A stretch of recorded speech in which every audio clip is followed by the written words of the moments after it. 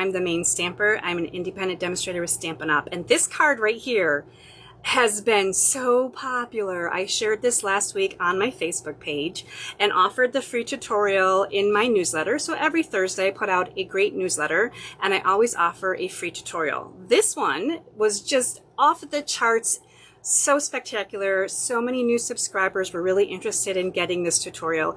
I am continuously repeating through the last 2 weeks this tutorial in my emails because I've got new subscribers and I always want everyone that just signed up to get this tutorial. So this will be the last week I'm putting it in my email newsletter because some of you have seen this like 5 or 6 times already, right? So welcome in. I'm going to walk you step by step through this. So even if you don't get the tutorial from me, you're going to be able to figure out how to make this cute pocket fold. And some people have asked me, what is this pocket fold? So we're going to put this together really quickly. I'm just going to talk about the bare bones of the kit, how you can put it together, and I welcome you in and joining me. So let me get over to my workspace. We are going to put this one together in just a moment as soon as I can figure out my tech. And oh my goodness, I need practice. This is an impromptu live, by the way, just in case you were checking it out. There we go. We're moving in the right direction here. Okay, so as mentioned, this is the Framed Violets pocket card. I have been loving the Framed Violets bundle. It is an amazing bundle. Absolutely loving it. And I think many of you do as well. I just did a card class. I actually did a card kit of the month. I did a card class with this, so I've got lots of card inspiration. You can always check out my Facebook page for all those pictures. You can join my email list. I share all the card pictures in my emails. So we are using this bundle. This is the card that we're making. And I want to apologize in advance to everyone who's already printed this because there's a typo in it. And we're going to adjust that today. So tomorrow in the newsletter, when it goes out, it'll have the corrected format for this tutorial for you. My tutorials are always one page, in case you're wondering. I sometimes will put up multiple pictures depending on how complicated the card might be. It's got the measurements, the card supplies, and the step-by-step directions. I like to make it super easy for you, and of course just one sheet means you don't have to fold it over, you don't have to, you know, have it on both sides of some paper. Super simple. This is the pocket card. I have a whole bunch of them here on my desk, and basically this is a quarter sheet of cardstock.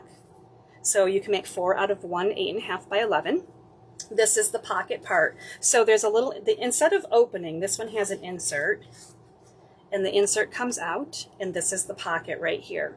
So it'll go back in, and of course you can stamp on here. I would suggest keeping it in the middle so that when you tuck it into your pocket, then it won't show through the other side. And I like to have the little DSP here match this as well. So this is the pocket card. We're going to put one together. You can see here that I've got opposites, and I'm going to talk to you a little bit about the DSP orientation, how it's very important before you score your DSP to know which direction you want things to go. So you can see here the opposites. So I've used this same pattern on these 2 cards, and then we're going to do the opposites here today as well. So I've got this DSP. This is my made card right here. It's got my little pocket, as you can see here. And this is the DSP that we're going to be using. This is going to be 4 by 8. We're going to score it at, I've got to read my directions. I apologize. We're scoring it at 5 1/4. I'm going to do that with you live because I haven't scored it yet. You might look at this and see it's a little bit bendy, and that's because the best thing to do when you decide which way your pocket is going to go before you score it is to fold it up. And if I were to score it here, it would be beautiful. If I were to score it in an opposite direction, so let's say I want this one here. Okay, now I'm trying to do it wrong and I'm just having a hard time. But regardless, I'm going to keep the opposite of what we have here. So I'm going to have the flower print in the background. And I know I need to score this part up for my pocket. So hopefully that makes sense to you as you're looking at this, depending on which way you score it. Now, so you have to have your orientation the long way when you're cutting your DSP at 4 by 8. So 4 by 8 is correct. My card tutorial says 4 1/4. That is incorrect. You would have to trim that down if you've already cut some paper and tried to make this kit. So let's come in here and do 5 1/4. I got my trimmer. I'm going to bring it up here to 5 1/4 on the top. I'm going to make sure I don't use my cutting blade, and I'm going to score it just like this. 5 1/4, that's going to fold up, and this is going to be our pocket. Now, if you were to score this at a wrong scoring measurement and your pocket was a little longer or a little shorter, not the end of the world by any means. So this is going to come onto our card base. Again, just a quarter sheet of cardstock just like this. You can see the pockets right here.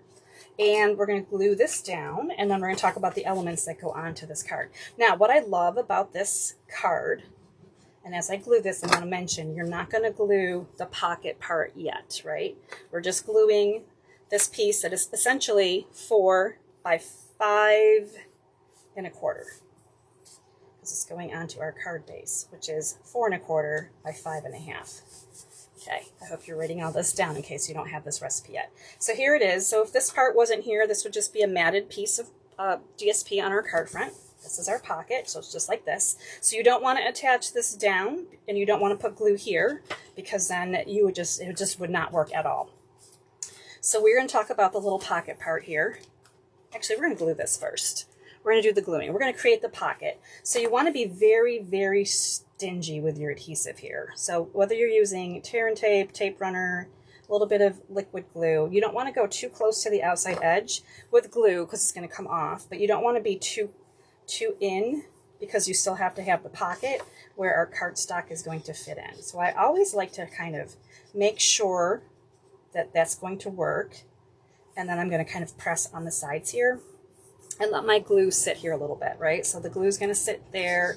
It's going to form that pocket. Sometimes it can be a little snug. Sometimes it needs a little work back and forth. But here's the pocket part for the extra pieces for it. So of course we're decorating it with our framed violets. How beautiful. Loving the flowers. And if you love this too, I am going to be sharing in my newsletter tomorrow a little cheat sheet on how to color them to get some different colors in your violets. I had a lot of fun playing with purples and hydrangea hue as well. So we have some more pieces here. So I've already die cut out the little scallop that comes from the framed violets die set. So this is like a little scallop oval. Super cute. I use this oval in a very, very unique way in my Monday card class from Maine. I actually cut it in half and made a double oval, and I'll show that to you toward the end of this class. So there's the sponging. I like to do a little bit of sponging. Another thing that's fun to do is to, after you die cut, go ahead and emboss with a embossing folder. This is the Forever Plaid, your white cardstock here that's going to be just put right onto the center of this hydrangea hue scallop piece. And we've got some really pretty things happening here. So this just gives it a little bit extra interest. I love embossing folders. If you've been watching me at all, you'll know that I usually use an embossing folder almost on every card. Absolutely love them. And while we're doing this, we're just going to glue this down just nice and straight and flat onto our embossed piece here, right into the center. And the color contrast is just absolutely gorgeous. So I did stamp the flower in Secret C, my favorite black ink, and I'm calling it black, even though sometimes it's not quite black, but it looks black here. And I did color these with Stampin' Blends. As mentioned, I have a whole bunch of Stampin' Blends, a little kind of a cheat sheet, so you can see here the color difference in the two. All right, let's move on to this piece right here. So depending on which side of your DSP is prettier, because sometimes we're just cutting a small piece here. This is 3/4 by 3 1/4 because our white piece here is 3 1/4 by 5. So this is the insert piece. So you can decide which of these you would like up, but I think because this is pretty with the little violets on here, I'm going to put this side facing up.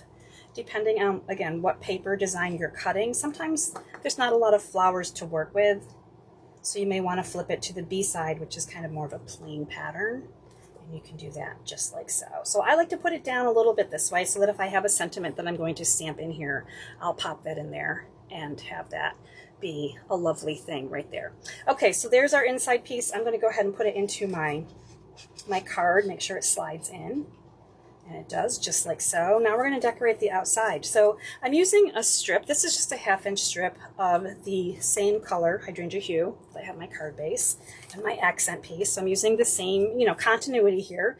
The difference here is how pretty the DSP is. Now the important thing here, this is super important, so please pay attention, wake up from your nap. If you've been sleeping while I'm talking, I talk a lot, but here we are. This is the important part. So what I want you to do is make sure when you put this on, and I like to call these belts because I just feel like it finishes the look here, right? It's a fashion thing.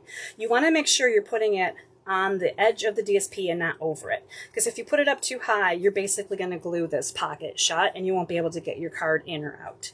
So you want to make sure you're just putting the adhesive here. And I'm going to say a little tip that I kind of learned along the way, because I've made a few of these. I'm actually going to use tear and tape on the very edge of each side, because it is kind of hard to make sure you get adhesive all the way over onto the edge of the card base. So let me see if I can find my paper pull tool, and we're going to grab this backing off, and then we're going to more adhesive. I'm just going to use some more glue because I am a green glue girl. In case you are new to me, welcome. And I'm just going to put some here in the middle, not too much. It doesn't have to be crazy, just a little bit. And this again is going to go across, but it's not going to go past the DSP. I have to angle a little bit here so I can look at it and see it, make sure I'm not messing it up. All right, I think we're good. There we go. So it's just going to go across just like that, and the real tell is going to be whether or not you can still slide in and out of this pocket, which we can, just like so. The tape on the sides is going to help to hold that down as well, so that little bit of reinforcement there. Now, the next tricky part, this is where the next tricky part comes in, so I hope you're enjoying this tutorial. Actually, I'm going to put a little bit more glue down here, I think, underneath this flower. I can get some more in there. That would be lovely. I think I went a little crazy, but there it is. It is on there. So this is going to come onto our card front. Look how pretty it is. Isn't it gorgeous? The important thing, again, is we only want to put the dimensionals here on the bottom piece. And I like the dimensionals because it gives us a little bit more room to pull this out from when we grab the pocket. So I'm going to basically dry fit my little oval. It is so beautiful. And then I'm going to see that I'm going to come down right about to here for my dimensionals. And then I'm going to get a little crazy, right? So I'm going to put them like so. I might even put one more in the middle. And the reason I am is because this is the only thing that's going to be holding this piece on here. And it is going to be moved a little bit as people kind of pull this apart to get to the insert. So you want to just make sure there's plenty of dimensionals here that are going to hold this piece on for you. So we're going to line this right back up again. I kind of bent it a little bit while I was playing with it, but here we go. I'm going to line that up right in the center, because I like to put that one in the center. How pretty. The last thing we're going to do is we're going to attach a hydrangea hue bow, because we like to do some matching. On this one, of course, I've got the fresh freesia.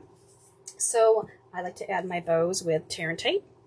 I feel like it helps to hold them really well. We're going to put this right about here. I'm going to make sure my bow looks pretty, and I'm going to throw on just a little bit of tear and tape. Peel off the backing here. And then I kind of wind that around the back if I need to adjust it. And then this is just going to come on right over here. It could be a little bit of an angle. You can adjust it accordingly. If you want to add some embellishments, of course, you can do that too. And there it is, your pocket card. So someone will be able to open that up. Again, it does not open. This is just a quarter sheet of cardstock. So that's going to be just like that. This is your pocket card. Here's the opposites on this one. So we've got the stripe paper top and bottom, the floral print top and bottom. So you can have a lot of fun creating these with different colors, and making simple pocket cards that I think will be a super fun hit as you're giving them away. Now I'm going to just take a quick look at my the July card kit of the month, featuring the framed violets. So my card kit members get 5 different card designs in their package each month. These were the cards that we created with the framed violets. Really gorgeous. They got a quarter pack of DSP, the embellishment, enough ribbon to create these designs. They received die cut and embossed pieces that weren't part of the bundle, and they also received a few extra little prizes, surprises I should say, and they did actually get a pocket card as well. So I like to throw some extra things in there. I do have 2 of these kits left. So if you're interested in getting one of these kits, I do have the 2 left over. This doesn't show the DSP, but the DSP is in a separate package. There are PDF tutorials for each of those. And then my Monday class this week using framed violets, in case you missed out on it. These are the 3 cards we created on Monday. So you're going to see here that they are totally different from all of the purple cards that I've been doing. I wanted to showcase different DSP, different colors. Violets don't always have to be just purple. This one's very autumnal. And we had a lot of fun creating these as well. Now this video for this class is still available to watch for free, so if you've missed out on it, you can definitely go check it out. This card kit of the week with these 3 cards is free to you with a $50 purchase in my online store. You get the PDF tutorials as well. And when you spend $75, I also like to throw in a free embellishment too. So there you have it, my friends. I hope you enjoyed this quick tutorial on how to make the pocket card. Super popular, going to be so much fun. I probably am going to continue to make pocket cards, but use different DSP, different colors, different bundles. I cannot wait to dive into more pocket cards, and I hope that you're at home thinking you're ready to do the same. So until next time, stay inspired, create something beautiful, and share the love. Bye, friend.